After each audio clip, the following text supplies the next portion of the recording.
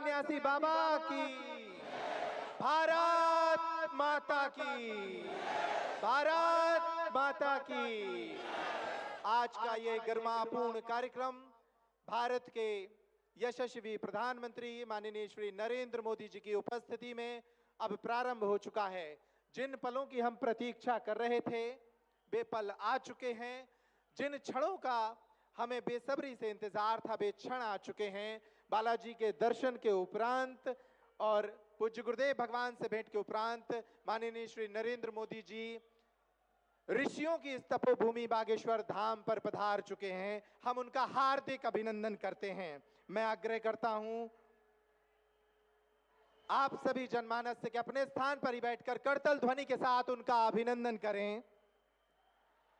और अब मैं आग्रह करता हूं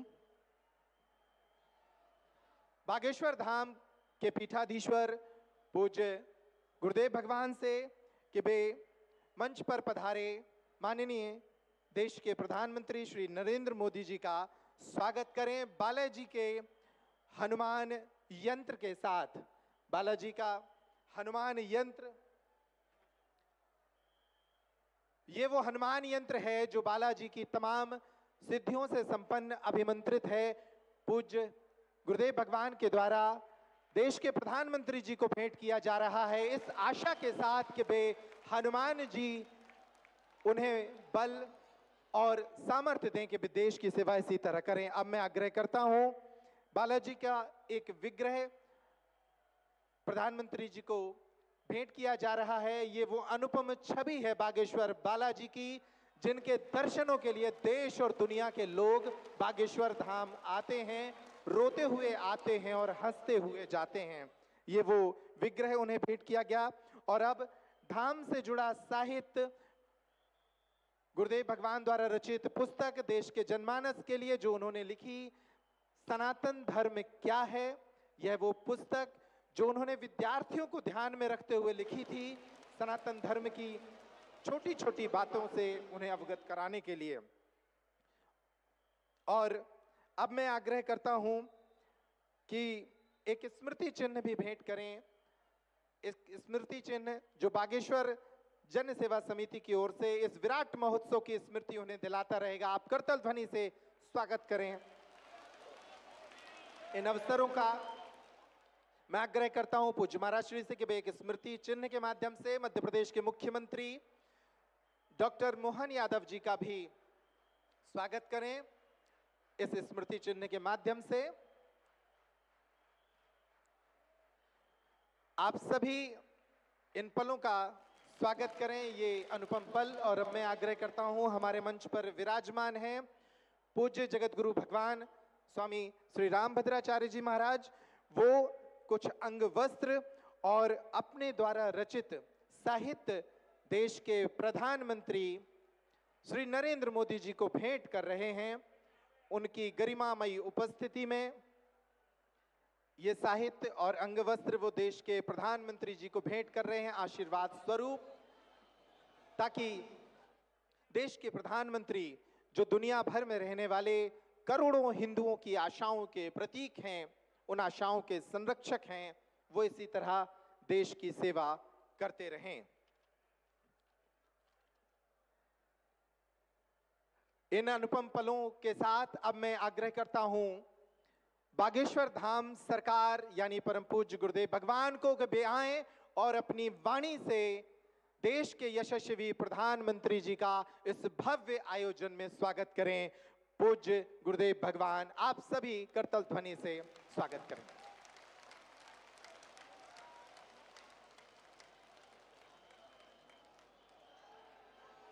जय श्री राम।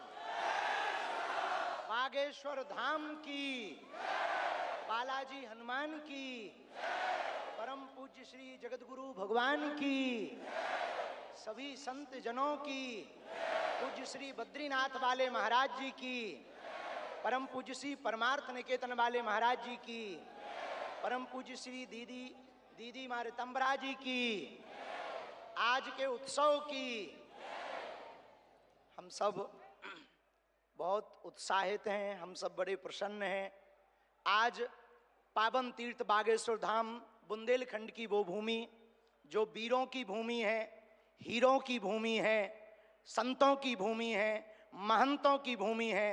और एक अनूठा पल बुंदेलखंड के इतिहास में आया है कि परम पूज्यपाद एक तरफ संत भगवान व्यासपीठ के महापुरुष विराजमान हैं, तो दूसरी तरफ विश्व के सबसे लोकप्रिय नेता, भारत के यशस्वी माननीय प्रधानमंत्री जी विराजमान। जोरदार ताली बजा करके हम सब पूरा बागेश्वर परिवार स्वागत करें। पीछे तक हम सब जोरदार ताली बजा करके आपका हरे हरे।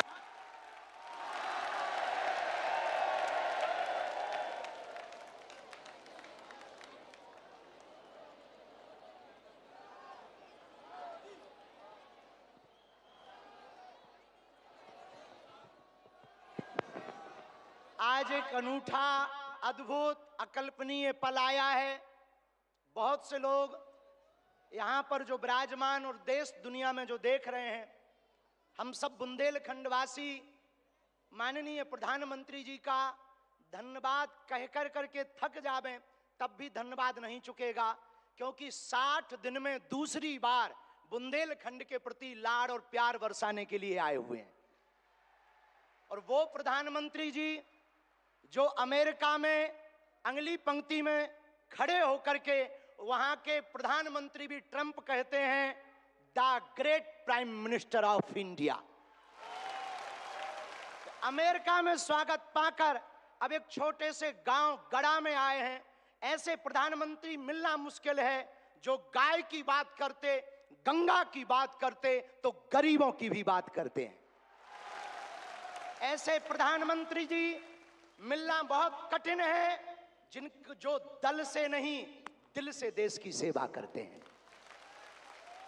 ऐसे प्रधानमंत्री जी हम सबको मिले हैं कि हम बहुत गर्व के साथ कह सकते हैं, दीदी मां भी विराजमान है, 500 साल की सनातनियों की लड़ाई को उन्होंने ऐसे जीत करके बता दिया। लोग कहते थे परंदा पर नहीं मारेगा, उन्होंने राम लला को भव्यता के साथ बैठा दिया। तो कुछ लोगों ने कहा कि भैया मंदिरों से क्या होगा, तो हमने जब अपना छोटा सा निमंत्रण माननीय प्रधानमंत्री जी को रखा कि हमारी सामर्थ्यता तो नहीं, गांव गड़ा है, छोटा सा स्थान है, बालाजी का स्थान है, हमारा निमंत्रण है, आपने बिना विलंब किए एक क्षण में कहा हम बनाते हैं और आते हैं। ये उदारता हमें, ये कहते हुए बहुत से लोग आज के बाद बहुत सी तरह तरह की बातें करेंगे, हमें उससे कोई फर्क नहीं पड़ता है। इसलिए फर्क नहीं पड़ता है कि हमने ऐसे प्रधानमंत्री को पाया है जो सरहद पर खड़े जवानों की बात करता है तो खेत में खड़े किसानों की बात करते हैं। हमने ऐसे प्रधानमंत्री को पाए हैं हम सब ने जो संतों की भी चर्चा करते हैं, महंतों की भी चर्चा करते हैं, और ऐसे प्रधानमंत्री को हमने पाया है जिनका विजन और मिशन 2037 तक भारत को विकसित राष्ट्र के रूप में देखना चाहते हैं। आज एक नवाचार इस विकसित भारत में होने जा रहा। बुंदेलखंड की धरती से हमारे प्रियजनों, बागेश्वर धाम, पूरे भारत के लोगों, अभी तक अस्पतालों में मंदिर थे, अब मंदिर में अस्पताल होगा। और पूरे बुंदेलखंड के लिए ये सबसे बड़ा उपहार है, सबसे बड़ा वरदान है। आप जब से प्रधानमंत्री पद पर आसीन हुए श्री मोदी जी, तब से पाकिस्तान वाले भी कह रहे हैं कि हमें भी वापस मिला लो। ऐसी विकास की गति से भारत बढ़ रहा है, ऐसी गति से अपना देश चल रहा है। और एक बात बहुत हम विनम्रता पूर्वक आपको प्रार्थना करें, हमारे संत महात्मा विराजमान हैं, विदेशों से भी लोग यहाँ विराजमान हैं, एनआरआई सभी वर्गों के लोग हैं, यशस्वी माननीय मुख्यमंत्री जी हैं, हमारे क्षेत्रीय सांसद जी भी हैं। एक बात हम कह दें, विश्वामित्र का भारत विश्व मित्र की भूमिका निभा रहा है। कल तक जो पिछली पंक्तियों में भारत को खड़ा किया जाता था, आज रेड कारपेट बिछा करके पूरा विश्व स्वागत कर रहा हो। बुरा ना मानना, हम बात को विराम करने के पहले कह दें, यूक्रेन वाले प्रधानमंत्री जी की पुतिन से बात नहीं होती, पुतिन की ट्रंप से नहीं होती, लेकिन एक अपने प्रधानमंत्री जी हैं जो तीनों से कर लेते हैं। और अद्भुत ये देखना ये विश्वमित्र भारत है हमारा, जो वर्तमान में विश्वमित्र की भूमिका निभा रहा। और अद्भुत देखना, गड़ा गांव बागेश्वर धाम सन्यासी बाबा की तपोभूमि पर आ गए तो भैया आपने अपने माननीय प्रधानमंत्री जी ने अपने विजन और मिशन से चांद पर भी तिरंगा फहरा दिया। अब हम माननीय प्रधानमंत्री जी को कहें, आप जहां आए हैं, एक समय ऐसा था कि हमारे यहाँ विधायक भी 5 साल में एक बार आते थे। अब आप आ गए हैं तो हमें लगता है हमारा बुंदेलखंड निश्चित रूप से आपको बहुत बहुत सब बधाई दे रहे हैं, आशीर्वाद दे रहे हैं, सब साधुवाद दे रहे हैं, सब आपके प्रति बहुत भाव प्रकट कर रहे हैं। अत्यधिक ना कहें, क्योंकि ज़्यादा पूज्यपाद गुरुजी भी बैठे, ज़्यादा कुछ बोल जाएंगे तो गड़बड़ हो जाएगा। लेकिन अंत में यही कहेंगे, आपका स्नेह जो बुंदेलखंड के प्रति है वो बना रहे, और हमारा बुंदेलखंड और हमारा देश आपके नेतृत्व में ऐसे ही दिशा और दशा सुधार करता हुआ विकसित राष्ट्रों में पहुंचे। हम साधु समाज और बुंदेलखंड वासी तो हम वो हैं कि राम जी को 14 साल का वनवास मिला था तो 12 साल यहीं रख लिया था चित्रकूट में। तो हम चाहेंगे कि आप ऐसे ही बार बार आते रहें, और पूरे बुंदेलखंड के लिए यह अस्पताल लगभग 2 से 3 वर्ष में पूर्ण करेंगे। सबके सहयोग से आप आ गए तो हो ही जाना है पूरा, और इसको मेडिकल कॉलेज बनाने का हमारा विचार है। और बालाजी पूर्ण करवाएंगे, सन्यासी बाबा का तप इसको पूर्ण करवाएंगे। अब अस्पतालों से कृपा भी मिलेगी, दवा भी मिलेगी, ज्ञान भी होगा तो विज्ञान भी होगा। और हम आपको निवेदन करें, अतिशयोक्ति हो जाए तो क्षमा करना, हमारे ब्याह में भले ही न आप आइयो, पर उद्घाटन में अगर समय मिल जाए तो आप पहुंचे। माननीय प्रधानमंत्री जी अभी जब माता जी को मिल रहे थे तो हमारी माता जी से कह रहे थे, हम तुम्हारी माता जी पर्ची खोल रहे, और माता जी से बोले अब तुम्हारे मन में ये चल रहा है कि ब्याह हो जाए। उस वक्त तो हम नहीं कह पाए, तो हम कहेंगे हमारी बारात में आप भले ना।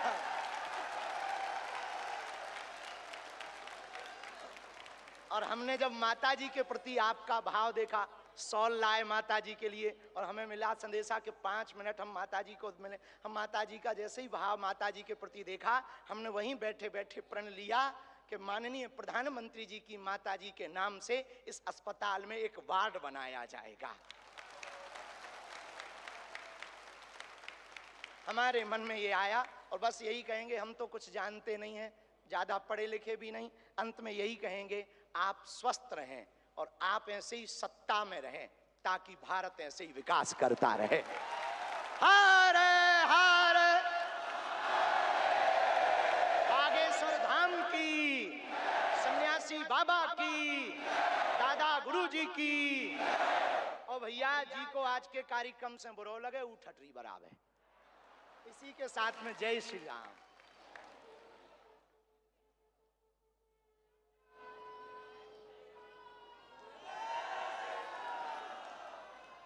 सीताराम।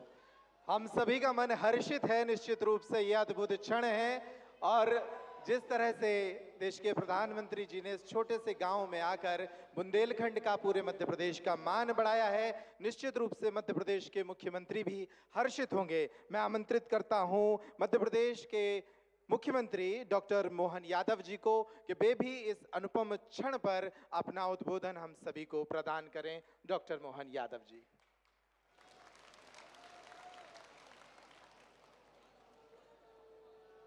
आज का दिन वास्तव में एक अलग प्रकार के आनंद का, उत्साह का, उमंग का, और खासकर बुंदेलखंड की धरती पर यशस्वी प्रधानमंत्री, मैं एक बार अपनी ओर से, सरकार की ओर से और आप सबकी ओर से आपका स्वागत करता हूं, अभिनंदन करता हूं। बोले बागेश्वर धाम की, महाराजा छत्रसाल की। आज यहाँ यशस्वी प्रधानमंत्री का जब आगमन हुआ है, उसके साथ साथ सारा संत वृंद अपना आशीष देने के लिए, आज का दिन तो देवता भी आशीर्वाद दे रहे होंगे, इतना भव्य धाम अपना जगमगा रहा। इंद्र का इंद्रासन भी आज अलग प्रकार से कहीं न कहीं थोड़ी ईर्ष्या कर रहा होगा। हमारे बीच परम पूज्य जगत गुरु साध्वी दीदी, चिदम्बरम महाराज साहब, सभी संत वृंद, हमारे माननीय अध्यक्ष जी, माननीय गवर्नर साहब, यशस्वी प्रधानमंत्री के साथ जब विराजमान है, मैं थोड़ी धृष्टता के साथ कह रहा हूं कि हमारे लिए वास्तव में ये बुंदेलखंड के प्रति पहली बार हो रहा है यशस्वी प्रधानमंत्री का इतना स्नेह कि हमारे लिए पहले यहाँ ये बुंदेलखंड की धरती यशस्वी प्रधानमंत्री के आने से केन बेतवा नदी के माध्यम से पूरे क्षेत्र के लिए जल की इतनी बड़ी सौगात दी, वाकई अद्भुत दी है। हमारा पूरा बुंदेलखंड उत्तर प्रदेश और मध्य प्रदेश का मिला करके स्वर्गीय भारत रत्न अटल बिहारी वाजपेयी की उस भावना को लेकर के जो वास्तव में बुंदेलखंड लोग हमारे लिए बात अपने आन बान शान की हो तो प्राण की बाजी लगा करके वीरता का नया प्रतिमान बना सकते हैं। लेकिन जो प्रकृति की मार थी, जहां सूखा पड़ता था, वहां आपके आशीर्वाद से सुखी रहने का आशीर्वाद मिला है। ये आपकी कृपा है, आपकी मेहरबानी है। और उससे बड़ा दो राज्यों के बीच, राजस्थान हो, मध्य प्रदेश हो, उत्तर प्रदेश हो, एकमात्र ये वाकई स्वर्णिम काल चल रहा माननीय प्रधानमंत्री जी, जिनके कारण, आपके कारण से सभी राज्यों के बीच ये अनावश्यक झगड़े और ये इनके बीच पानी के बंटवारों को लेकर पूरे दुनिया भर में भारत की खराब छवि बनती थी। लेकिन आपने ये परस्पर समन्वय पे आशीर्वाद देते हुए, और आशीर्वाद के लिए भी कितना बड़ा आशीर्वाद, केन बेतवा नदी का 1 लाख करोड़ का प्रोजेक्ट 90,000 करोड़ आप दे रहे हो, ये कितना बड़ा आशीर्वाद है। ये वाकई बहुत अद्भुत समय चल रहा है। 70,000 करोड़ का राजस्थान के साथ पार्वती कालीसिंध चंबल प्रोजेक्ट, लेकिन आपके आशीर्वाद से उसकी भी 90% राशि माननीय केंद्र सरकार के माध्यम से प्रधानमंत्री जी दे रहे हैं। ये वाकई अद्भुत समय चल रहा है। जो वसुदेव कुटुंबकम की बात हम सुनते थे, आपका मन कितना बड़ा है, कितना उदार है। कोविड के काल में आप देशवासियों की भी रक्षा करते और 40 से ज्यादा देशों में दवाई पहुंचा करके अपनी उस भावना का भी आप आशीर्वाद देते और हमारी सनातन संस्कृति की उस ध्वजा को दुनिया में पुनर्स्थापित करते। आज के इस अवसर पर मैं आपका और विनम्रता के साथ, एक मेरे मन में भी और आप सबके मन में अलग से एहसास हुआ होगा, माननीय प्रधानमंत्री जी विकास के लिए हमको आशीर्वाद देने आए हैं, लेकिन विकास में मंदिरों का भी योगदान होना चाहिए, मंदिरों की भी अलग से दिशा होना चाहिए। ये दृष्टि देने का काम भी आप कर रहे हैं। यहाँ कैंसर रिसर्च सेंटर के स्थापना के साथ, और महाराज जी तो अब और आगे बढ़ गए, मेडिकल कॉलेज का संकल्प ले रहे हैं प्रधानमंत्री की मौजूदगी में। ये बुंदेलखंड के अंदर सबसे बड़ी सौगात होगी। मैं पुनः आपका वंदन करता हूं, अभिनंदन करता हूं और धन्यवाद देता हूं। हमारे लिए आज यही समय है। मैं मान के चलता हूं, अयोध्या की बात आई, मैं बाबा महाकाल के महालोक का भी साक्षी था। माननीय प्रधानमंत्री जी के माध्यम से ये जो हमारे अपने धार्मिक आस्था के केंद्रों पर ये जो नवीन दृष्टि पड़ रही है कि हमारे आस्था के केंद्र भी जगमगाए, लेकिन जीवन उपयोगी उन सारी चीजों के प्रति भी ध्यान जाना चाहिए। ऐसे में हेल्थ डिपार्टमेंट को लेकर के हमारी सरकार ने भी पिछले दिनों आपके आशीर्वाद से सरकार बनने के बाद 3 मेडिकल कॉलेज का लोकार्पण किया है। 12 मेडिकल कॉलेज पीपीपी मॉडल पे आ रहे हैं। लेकिन सच में अपने मंदिरों में कैंसर हॉस्पिटल का आपने निर्माण कराने के लिए आशीर्वाद देने का जो हमको अवसर दिया, ये पूरे देश के लिए नई मिसाल बनेगा। नया एक प्रकार का आह्वान करते हुए कि आपका ये आशीर्वाद सदैव मिलता रहे। मैं मान के चलता हूं मध्य प्रदेश की धरती पर कई कारण से आपका आगमन आज हमारे लिए बहुत उल्लेखनीय है। कल आप ग्लोबल इन्वेस्टर समिट के माध्यम से विश्व के सभी उद्योगपतियों के साथ मध्य प्रदेश को आशीर्वाद देने के लिए, देश के अंदर भी देश के बाहर भी, और ये आपकी ही कुशल मार्गदर्शन है कि कहां 2014 में 11वें नंबर पर भारत का स्थान था, लेकिन समान रूप से सभी क्षेत्रों में काम करते हुए भारत अपने को 250 साल से ज्यादा गुलाम बनाने वाले इंग्लैंड को पीछे छोड़ करके 5वें स्थान पे लिया है। ये आपकी कृपा है, आपकी अपनी कुशल नेतृत्व क्षमता है। और निश्चित रूप से आपके नेतृत्व में अब जर्मनी और जापान भी ज्यादा देर नहीं लगेगी। आप सभी क्षेत्रों में जिस प्रकार से आशीर्वाद दे रहे हैं, मैं आपका पुनः वंदन करता हूं, अभिनंदन करता हूं और उम्मीद करता हूं कि आपका आशीर्वाद इसी प्रकार से मध्य प्रदेश को मिलता रहेगा। एक बार फिर मैं बागेश्वर धाम के महाराज जी को भी बधाई देता हूं, जिन्होंने मंदिर का काम आधा छोड़ करके पहले कैंसर हॉस्पिटल का काम हाथ में लिया है। मैं आपको भी बधाई देता हूं महाराज जी। आज का यही समय है जिसको माननीय प्रधानमंत्री जी के शब्दों में यही समय है, सही समय है। इससे अच्छा क्या समय हो सकता है? नेक काम को तुरंत करते हुए जो आपने अद्भुत एक नया संकल्प लिया है, हम सब आपके उस संकल्प के साथ रहेंगे। मैं पुनः महाराज जी का भी अभिनंदन करता हूं, जगत गुरु जी का भी प्रणाम करता हूं, सारे संत वृंद का प्रणाम करते हुए यशस्वी प्रधानमंत्री को पुनः धन्यवाद देता हूं। आपका ऐसा स्नेह मिलता रहे ताकि प्रगति के काम समान रूप से ऐसे हम चलाते रहें। बोलिए बागेश्वर धाम की, बोलिए बागेश्वर धाम की। और अब वह क्षण आ गया है जब देश के यशस्वी प्रधानमंत्री जी साधना से संपन्न इस धरती को मानव उपयोगी साधनों से संपन्न करने की शुरुआत करने जा रहे हैं। मैं आग्रह करता हूं, वे डिजिटल शिलान्यास के लिए उन्हें एक रिमोट उपलब्ध कराया जाएगा। वे इस रिमोट के माध्यम से आपकी जो स्क्रीन है, जो मंच की एलईडी है, उस पर एक डिजिटल शिलान्यास होगा।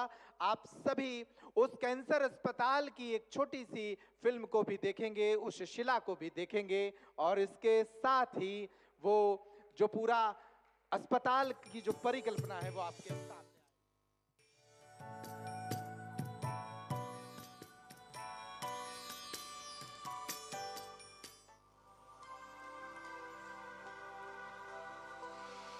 इन बीमारियों को पहले असाध्य माना जाता था, आज उनके इलाज मौजूद है। दुनिया ट्रीटमेंट के साथ ही वेलनेस को महत्व दे रही है और वेलनेस की बात होती है तो इसमें भारत के पास हजारों वर्ष पुराना अनुभव है। बात ये है कि सब कोई मंदिर बनवाता है, हमने सोचा हम मंदिर नहीं, हम कैंसर हॉस्पिटल बनवाएंगे। अस्पताल में आपका स्वागत है, जो कि राष्ट्रीय और अंतर्राष्ट्रीय क्वालिटी स्टैंडर्ड्स का अनुपालन करता है, जैसे कि AERB, NABH, जो कि भारत का सबसे उच्चतम प्रत्यायन है, JCI, जो कि विश्व का सबसे उच्चतम प्रत्यायन है, और जहां 360 डिग्री पेशेंट केयर और पेशेंट एक्सपीरियंस का ध्यान रखा गया है। 4 व्हीलर पार्किंग, 2 व्हीलर पार्किंग की सुविधा, आरामदेह आगमन प्रस्थान की सुविधा, प्रतीक्षा और पंजीकरण के लिए एक अनोखा प्रांगण, जहां किसी को भी कतार में खड़े होने की आवश्यकता नहीं होगी। जब अस्पताल की बात आती है तो ये एक नया कॉन्सेप्ट है।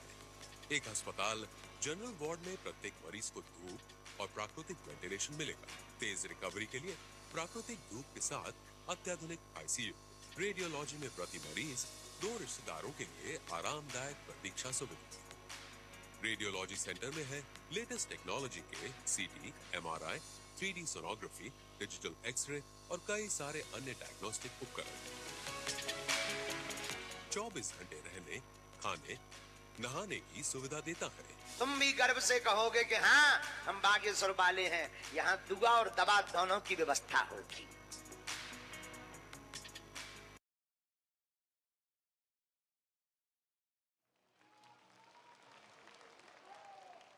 बोलिए बागेश्वर धाम की।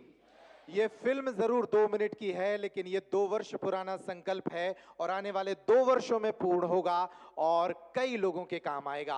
अब वो अवसर है जब हम सभी देश के यशस्वी प्रधानमंत्री जी को सुने। मैं उनसे आग्रह करता हूं कि वे पोडियम पर अपने उद्बोधन के लिए आए। हम सभी तब तक तालियां बजाएं तब तक वो पोडियम पे ना पहुंचे। बोलिए भारत माता की, बोलिए जय श्री राम।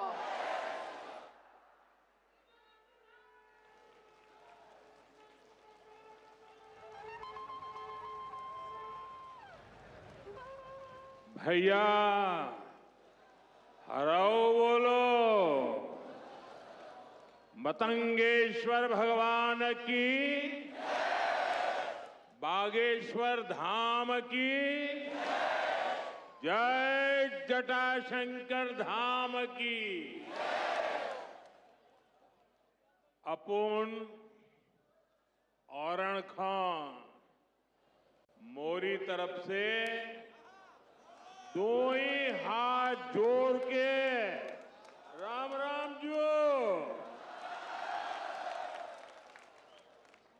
कार्यक्रम में उपस्थित मध्य प्रदेश के गवर्नर श्री मंगू भाई पटेल, मुख्यमंत्री भाई मोहन यादव जी, जगत गुरु पूज्य रामभद्राचार्य जी,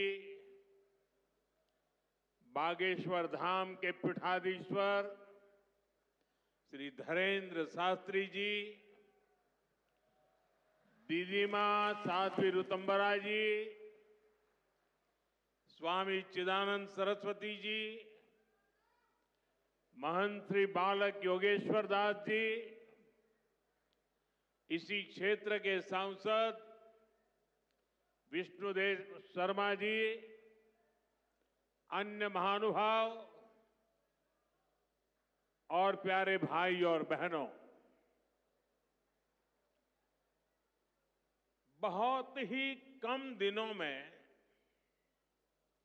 मुझे दूसरी बार वीरों की इस धरती बुंदेलखंड आने का सौभाग्य मिला है।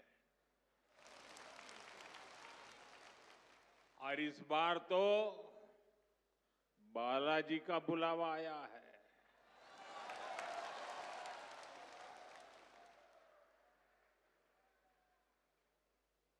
ये हनुमान जी की कृपा है कि आस्था का ये केंद्र अब आरोग्य का केंद्र भी बनने जा रहा है। अभी मैंने यहां Shri Bageshwar Dham medical science and research institute का भूमि पूजन किया है। ये संस्थान 10 एकड़ में बनेगा। पहले चरण में ही इसमें 100 बेड्स की सुविधा तैयार होगी। मैं इस पुनीत कार्य के लिए श्री धीरेन्द्र शास्त्री जी का अभिनंदन करता हूं और बुंदेलखंड के लोगों को बहुत बहुत बधाई देता हूं। साथियों, आजकल हम देखते हैं कि नेताओं का एक वर्ग ऐसा है जो धर्म का मखौल उड़ाता है, उपहास उड़ाता है, लोगों को तोड़ने में जुटा है। और बहुत बार विदेशी ताकतें भी इन लोगों का साथ देकर देश और धर्म को कमजोर करने की कोशिश करती दिखती है। हिंदू आस्था से नफरत करने वाले ये लोग सदियों से किसी न किसी भेष में रहते रहे हैं। गुलामी की मानसिकता से घिरे हुए लोग हमारे मत, मान्यताओं और मंदिरों पर, हमारे संत, संस्कृति और सिद्धांतों पर हमला करते रहते हैं। ये लोग हमारे पर्व, परंपराओं और प्रथाओं को गाली देते हैं। जो धर्म, जो संस्कृति स्वभाव से ही प्रगतिशील है, उस पर ये कीचड़ उछालने की हिम्मत दिखाते हैं। हमारे समाज को बांटना, उसकी एकता को तोड़ना ही इनका एजेंडा है। इस माहौल में मेरे छोटे भाई धीरेन्द्र शास्त्री जी काफी समय से देश में एकता के मंत्र को लेकर लोगों को जागरूक करते रह रहे हैं। अब उन्होंने समाज और मानवता के हित में एक और संकल्प लिया है। इस कैंसर संस्थान के निर्माण की ठानी है। यानी अब यहां बागेश्वर धाम में भजन, भोजन और निरोगी जीवन तीनों का आशीर्वाद मिलेगा। साथियों, हमारे मंदिर, हमारे मठ, हमारे धाम ये एक और पूजन और साधना के केंद्र रहे हैं, तो दूसरी ओर विज्ञान और सामाजिक चिंतन के भी, सामाजिक चेतना के भी केंद्र रहे हैं। हमारे ऋषियों ने ही हमें आयुर्वेद का विज्ञान दिया। हमारे ऋषियों ने ही हमें योग का वो विज्ञान दिया जिसका परचम आज पूरी दुनिया में लहरा रहा है।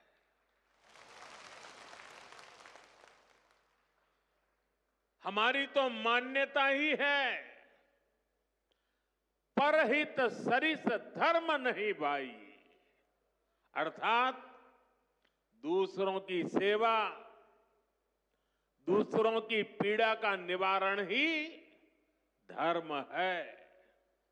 इसलिए नर में नारायण, जीव में शिव, इस भाव से जीव मात्र की सेवा, यही हमारी परंपरा रही है। आजकल हम देख रहे हैं महाकुंभ की हर तरफ चर्चा हो रही है। महाकुंभ अब पूर्णता की ओर है। अब तक करोड़ों लोग वहां पहुंच चुके हैं। करोड़ों लोगों ने आस्था की डुबकी लगाई है, संतों के दर्शन किए हैं। अगर इस महाकुंभ की तरफ नजर करें तो सहज भाव उड़ जाता है, ये एकता का महाकुंभ है। आने वाली सदियों तक 144 वर्ष के बाद हुआ ये महाकुंभ एकता के महाकुंभ के रूप से प्रेरणा देता रहेगा और देश की एकता को मजबूती देने का अमृत परोसता रहेगा। लोग सेवाभाव से लगे हुए, जो भी कुंभ में गया है, एकता के दर्शन तो किए ही हैं, लेकिन जिन जिन से मेरा मिलना हुआ है, दो बातें महाकुंभ में गए हुए हर व्यक्ति के मुंह से हिंदुस्तान के कोने कोने में सुनाई देती है। एक, वे जी भर करके स्वच्छता कर्मियों की उनके गुणगान करते हैं। चौबीसों घंटे जिस सेवा भाव से इस एकता के महाकुंभ में स्वच्छता के कार्य को संभाल रहे हैं, मैं आज उन सभी स्वच्छता के साथियों को आदरपूर्वक नमन करता हूं। दूसरी एक विशेषता है जो हमारे देश में बहुत कम सुनने को मिलती है, और इस बार मैं देख रहा हूं एकता के इस महाकुंभ से आए हुए हर यात्री कह रहा है कि इस बार एकता के महाकुंभ में पुलिस कर्मियों ने जो काम किया है, एक साधक की तरह, एक सेवाव्रती की तरह पूरी नम्रता के साथ देश के कोटि कोटि जनों को संभालना इस एकता के महाकुंभ में जिन पुलिस कर्मियों ने देश के लोगों का दिल जीत लिया है, वे भी बधाई के पात्र है। लेकिन भाइयों बहनों, प्रयागराज के इसी महाकुंभ में इसी सेवा भावना के साथ अनेक विध समाज सेवा के प्रकल्प चल रहे हैं, जिसकी तरफ मीडिया का तो ध्यान जाना बड़ा मुश्किल है, लेकिन ज्यादा चर्चा भी नहीं हुई है। अगर मैं सभी इस सेवा प्रकल्पों की चर्चा करूं तो शायद मेरा अगला कार्यक्रम डिस्टर्ब हो जाएगा, लेकिन मैं एक का उल्लेख करना चाहता हूं। इस एकता के महाकुंभ में नेत्र महाकुंभ चल रहा है। इस नेत्र महाकुंभ में देश के कोने कोने से आए हुए यात्री, गरीब परिवारों से आए हुए लोग, उनकी आंखों की जांच होती है, मुफ्त में होती है।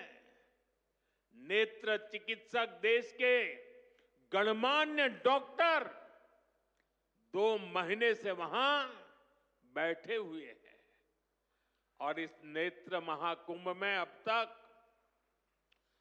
2 लाख से ज्यादा मेरे भाई बहनों की आंखों की जांच हो चुकी है। करीब 1.5 लाख लोगों को निशुल्क दवाई और चश्मे दिए गए हैं, और कुछ लोग ऐसे पाए गए जिनके मोती बिंदु के ऑपरेशन की जरूरत थी। तो इस नेत्र महाकुंभ से चित्रकूट और अगल बगल के स्थानों पर जहां पर अच्छी नेत्र चिकित्सा की अस्पतालें थी, करीब 16,000 मोतियाबिंद के ऑपरेशन के लिए उन अस्पतालों में भेज करके एक भी पैसे का खर्च बिना उन सबके मोतियाबिंद के ऑपरेशन किए गए हैं। ऐसे कितने ही अनुष्ठान इस एकता के महाकुंभ में चल रहे हैं। भाइयों बहनों, ये सब कौन कर रहा है? हमारे साधु संतों के मार्गदर्शन में हजारों डॉक्टर्स, हजारों स्वयंसेवक स्वतः स्फूर्त भाव से, समर्पित भाव से, सेवा भाव से इसमें लगे हुए हैं। जो लोग एकता के इस महाकुंभ में जा रहे हैं वो इन प्रयासों की सराहना कर रहे हैं। भाइयों बहनों, ऐसे ही भारत में कितने ही बड़े बड़े अस्पताल भी हमारी धार्मिक संस्थाओं द्वारा चलाए जा रहे हैं। धार्मिक ट्रस्ट के द्वारा हेल्थ और साइंस से जुड़े कितने ही रिसर्च इंस्टीट्यूट्स चलाए जा रहे हैं। करोड़ों गरीबों का इलाज और सेवा इन संस्थानों में होती है। मेरी दीदी मां यहां बैठी है। अनाथ बालिकाओं के लिए जिस प्रकार से समर्पण भाव से वो सेवा करती है, अपना जीवन बेटियों के लिए उन्होंने समर्पित कर दिया। साथियों, यहीं पास में हमारे बुंदेलखंड का चित्रकूट, प्रभु राम से जुड़ा ये पवित्र तीर्थ खुद दिव्यांगों और मरीजों की सेवा का कितना बड़ा केंद्र है। मुझे खुशी है इस गौरवशाली परंपरा में बागेश्वर धाम के रूप में एक और नया अध्याय जुड़ने जा रहा है। अब बागेश्वर धाम में आरोग्य का आशीर्वाद भी मिलेगा। मुझे बताया गया है यहां 2 दिन बाद महाशिवरात्रि के दिन 251 बेटियों के सामूहिक विवाह महोत्सव का भी आयोजन होगा। मैं इस पुण्य कार्य के लिए भी बागेश्वर धाम की सराहना करता हूं। मैं सभी नवविवाहिता दंपतियों को, मेरी बेटियों को सुंदर और सुखी जीवन के लिए अग्रिम बधाई देता हूं, हृदय से आशीर्वाद देता हूं। साथियों, हमारे शास्त्रों में कहा गया है, शरीर माध्यम खलु धर्म साधनम, अर्थात हमारा शरीर, हमारा स्वास्थ्य ही हमारे धर्म, हमारे सुख और हमारी सफलता का सबसे बड़ा साधन है। इसलिए जब देश ने मुझे सेवा का अवसर दिया तो मैंने सबका साथ सबका विकास के मंत्र को सरकार का संकल्प बनाया। और सबका साथ सबका विकास के इस संकल्प का भी एक बड़ा आधार है सबका इलाज, सबको आरोग्य। इस विजन को पूरा करने के लिए हम अलग अलग स्तर पर फोकस कर रहे हैं। हमारा फोकस है बीमारी से बचाव पर। आप मुझे बताइए, यहां स्वच्छ भारत अभियान के तहत टॉयलेट, शौचालय हर गांव में बने हैं कि नहीं बने हैं? इससे आपकी मदद हुई कि नहीं हुई? आपको पता है, शौचालय बनने से एक और फायदा हुआ है। शौचालय बने हैं तो गंदगी से होने वाली बीमारियां भी कम हुई है। एक स्टडी कहती है, जिन घरों में शौचालय बने हैं वहां हजारों रुपये बीमारी पर खर्च होने से बचे हैं। साथियों, 2014 में हमारी सरकार आने से पहले हालात ये थी कि देश में गरीब जितना बीमारी से नहीं डरता था, उससे ज्यादा डर उसे इलाज के खर्च से लगता था। अगर परिवार में कोई एक व्यक्ति भी गंभीर बीमारी का शिकार हो जाए तो पूरा परिवार संकट में आ जाता था। मैं भी आप सबकी तरह गरीब परिवार से निकला हूं। मैंने भी इन तकलीफों को देखा है और इसलिए मैंने संकल्प किया है, मैं इलाज का खर्च कम करूंगा और आपकी जेब में ज्यादा से ज्यादा पैसे बचाऊंगा।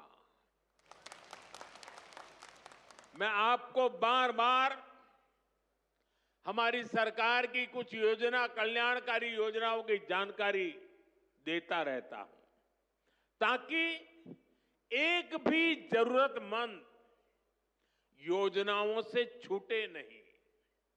इसलिए मैं कई जरूरी बातें आज फिर यहां दोहरा रहा हूं और मैं आशा करता हूं आप इसे याद भी रखेंगे और अपने परिचितों को जरा बताएंगे भी।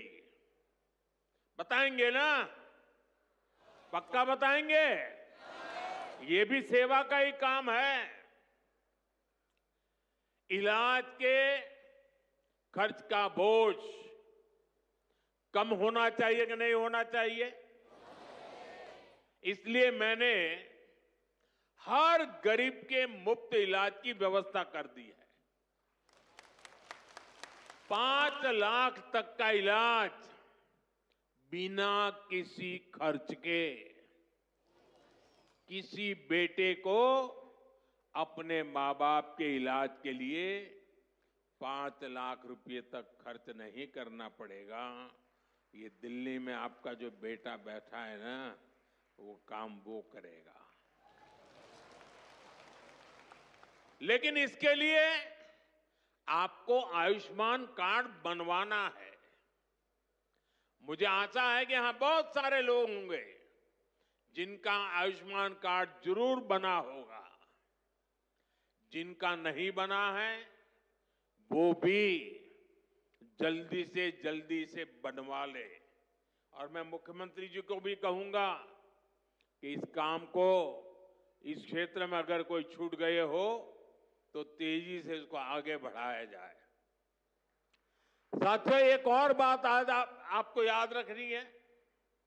अब गरीब, अमीर, मध्यम वर्ग, कोई भी परिवार हो, परिवार में 70 साल से अधिक उम्र के सभी बुजुर्गों के लिए भी मुफ्त इलाज के लिए आयुष्मान कार्ड बन रहे हैं। ये कार्ड भी ऑनलाइन ही बन जाएंगे। इसके लिए कहीं किसी को कोई पैसा देना नहीं है और अगर कोई पैसे मांगता है तो सीधे मुझे चिट्ठी लिखना, बाकी काम मैं कर लूंगा।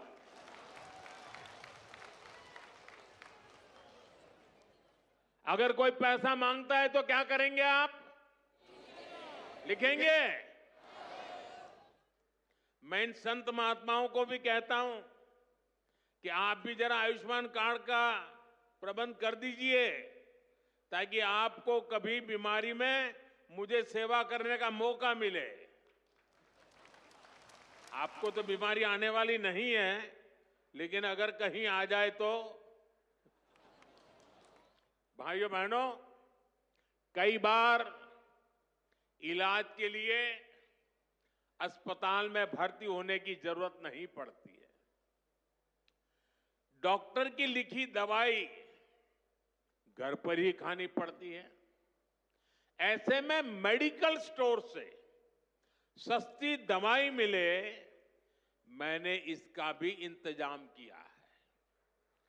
इस खर्च को कम करने के लिए देश में 14,000 से ज्यादा जन औषधि केंद्र खोले गए हैं। और ये जन औषधि केंद्र ऐसे हैं कि जो दवाई बाजार में 100 रुपये में मिलती है, जन औषधि केंद्र में वही दवाई सिर्फ 15, 20, 25 रुपये में मिल जाती है। अब आपका पैसा बचेगा कि नहीं बचेगा? तो आपको जन औषधि केंद्र से दवाई लेनी चाहिए कि नहीं लेनी चाहिए? दूसरी एक बात मैं करना चाहता हूं। आजकल बहुत बार खबरें आती हैं, गांव-गांव किडनी की भी बीमारी काफी फैल रही है। अब किडनी की बीमारी जब बढ़ जाती है तो लगातार डायलिसिस करानी पड़ती है, नियमित रूप से करानी पड़ती है, दूर दूर जाना पड़ता है, खर्चा बहुत लगता है। आपकी ये मुसीबत कम हो, इसलिए हमने देश के 700 से ज्यादा जिलों में 1,500 से ज्यादा डायलिसिस सेंटर खोले हैं। यहां मुफ्त डायलिसिस की सुविधा भी उपलब्ध है। सरकार की इन सब योजनाओं की जानकारी आपको भी होनी चाहिए और आपको अपने परिचितों में भी सबको बताना चाहिए। तो मेरा इतना काम करोगे? जरा सब हाथ ऊपर करके बताइए, करोगे? आपको पुण्य मिलेगा। ये सेवा का काम है। साथियों, बागेश्वर धाम में कैंसर मरीजों के लिए इतना बड़ा अस्पताल खुलने जा रहा है, क्योंकि कैंसर अब हर जगह बड़ी परेशानी बन रहा है। इसलिए आज सरकार, समाज, संत सब कैंसर के खिलाफ लड़ाई में मिलकर प्रयास कर रहे हैं। भाइयों बहनों, मुझे पता है गांव में अगर किसी को कैंसर हो जाए तो उससे लड़ना कितना मुश्किल होता है।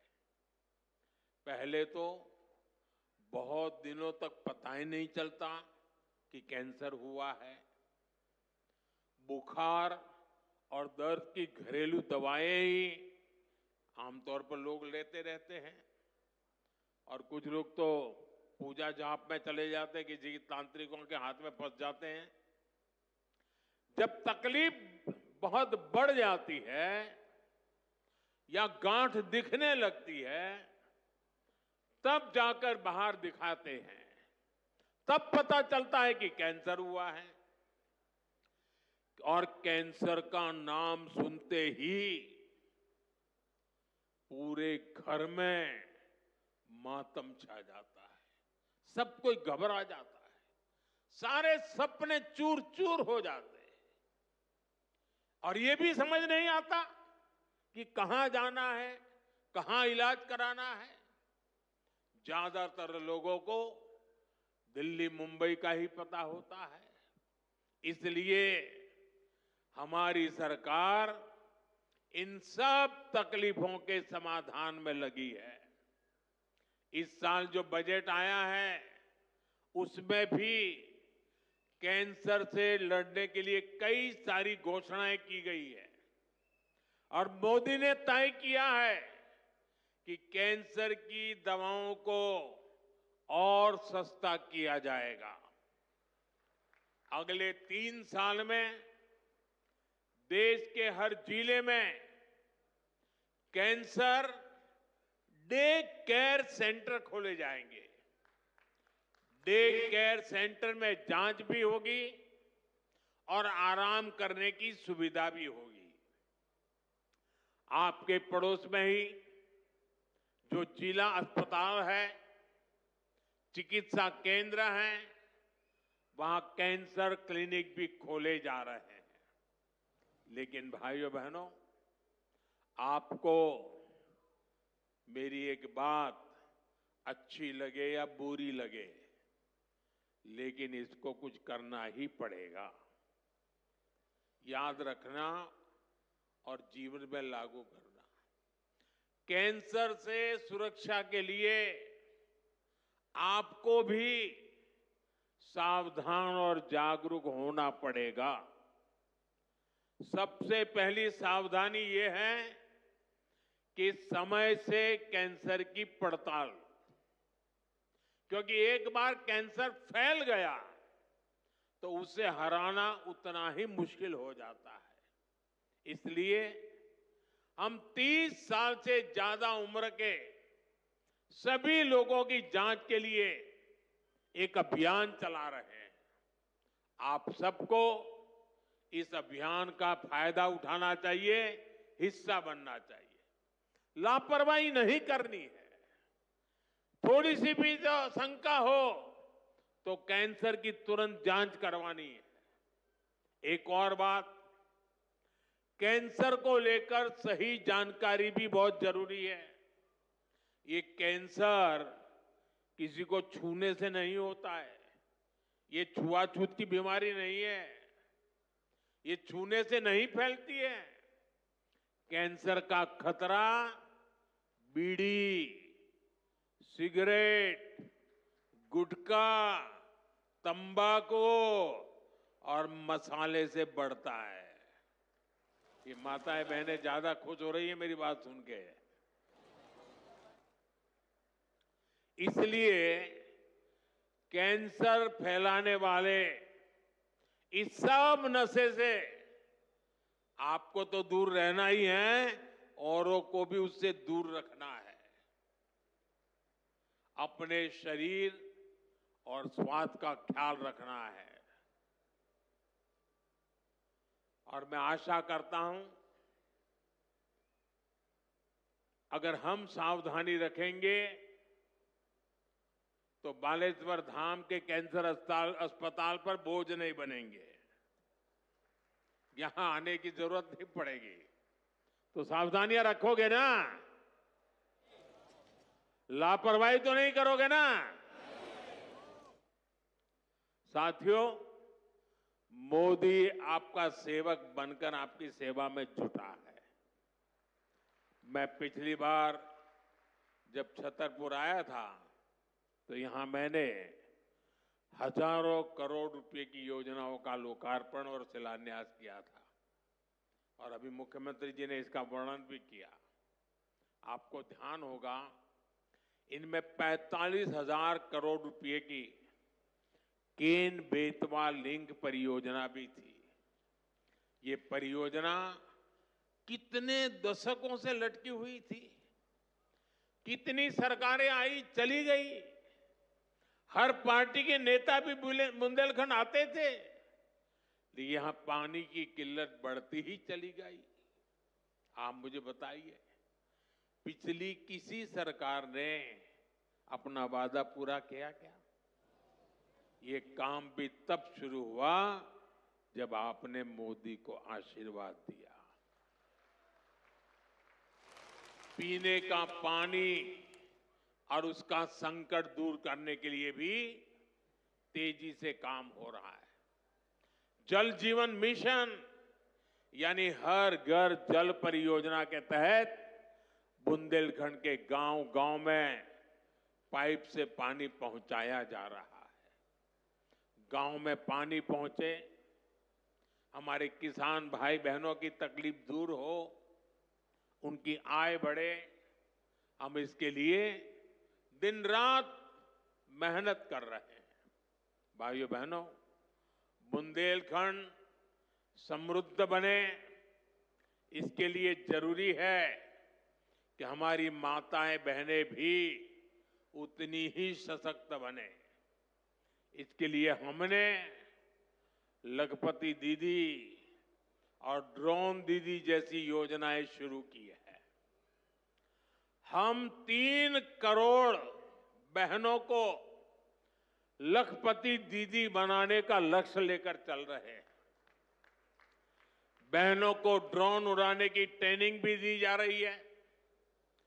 बुंदेलखंड में सिंचाई का पानी पहुंचेगा, बहनें ड्रोन से फसलों पर छिड़काव करेगी, खेती में मदद करेगी, तो हमारा बुंदेलखंड समृद्धि के रास्ते पर तेजी से आगे बढ़ेगा।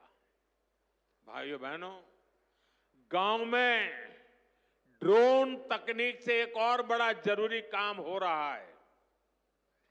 स्वामित्व योजना के अंतर्गत ड्रोन से जमीन की पैमाइश करा के उसके पुख्ता कागज दिए जा रहे हैं। यहां एमपी में तो इसे लेकर बहुत अच्छा काम हुआ है। अब इन कागजों पर लोग बैंक से आसानी से लोन भी ले रहे हैं। ये लोन रोजगार धंधे में काम आ रहा है, लोगों की आय बढ़ रही है। साथियों, बुंदेलखंड की इस महान धरती को विकास की नई ऊंचाई पर पहुंचाने के लिए डबल इंजन की सरकार दिन रात मेहनत कर रही है। मैं बागेश्वर धाम में कामना करता हूं, बुंदेलखंड समृद्धि और विकास की राह पर इसी तरह आगे बढ़ता रहे। और आज मैं हनुमान दादा के चरणों में आया तो मुझे लगा क्या ये धीरेन्द्र शास्त्री अकेले ही पर्ची निकालेंगे कि मैं निकाल पाऊंगा। तो मैंने देखा कि आज हनुमान दादा की मुझ पे कृपा होती है कि नहीं होती है। तो हनुमान दादा जी ने मुझे आशीर्वाद दिया और मैंने आज पहली पर्ची निकाली, उनकी माताजी की पर्ची निकाली, और जिसकी बात शास्त्री जी ने बता दी आपको। खैर साथियों, ये बहुत बड़ा अवसर है, बहुत बड़ा काम है। संकल्प बड़ा हो, संतों के आशीर्वाद हो, प्रभु की कृपा हो, तो समय सीमा में सब पूर्ण होता है। और आपने कहा है कि इसके उद्घाटन के लिए मैं आऊं, दूसरा कहा है कि उनकी बारात में मैं आऊं। मैं आज सार्वजनिक रूप से वादा करता हूं, दोनों काम कर दूंगा।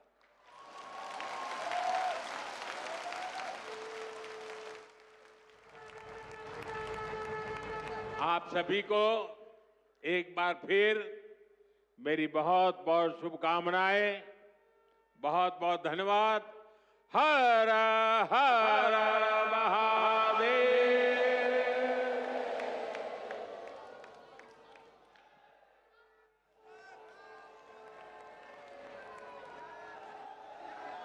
ये नारे रुकने नहीं चाहिए उनकी उपस्थिति में।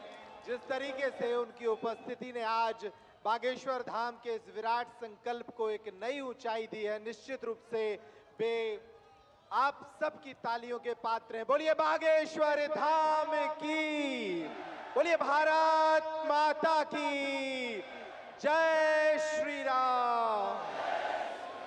प्रधानमंत्री जी के इस ओजपूर्ण संबोधन में बागेश्वर धाम परिवार का संबल था। उस संबल के साथ ही हम इस कैंसर अस्पताल के लिए प्रोत्साहित हैं। भारत को निरोगी बनाने की दिशा में जो प्रयास प्रधानमंत्री जी के द्वारा किए जा रहे हैं, बागेश्वर धाम परिवार भी उनकी इस परमार्थ संकल्पना में उनके साथ खड़ा है। उन्होंने आस्था को लेकर, विज्ञान को लेकर, कैंसर के खतरे को लेकर विस्तार से न सिर्फ अपनी बात रखी, बल्कि हमें सचेत, जागृत और समृद्ध किया। और अपने संबोधन में जो आखिरी वक्तव्य उनका था कि वे बागेश्वर धाम आते रहेंगे, वे न सिर्फ इस अस्पताल के उद्घाटन में आएंगे बल्कि पूज्य गुरुदेव भगवान की बारात में भी आएंगे। तो पुनः उनका अभिनंदन बागेश्वर धाम पर सदैव रहेगा। इस संपूर्ण आयोजन में पधारे आप सभी देश भर के श्रद्धालु, दुनिया के अलग अलग देशों से आए एनआरआई साथी, भारत के कोने कोने से आए दिव्य संत वृंद और आप सभी अपार जनमानस का बागेश्वर धाम जन सेवा समिति हार्दिक अभिनंदन करती है, आभार व्यक्त करती है कि आपने इस आयोजन में पहुंचकर। आप देख रहे हैं RMC news. Like, share, comment और सब्सक्राइब करना ना भूलें।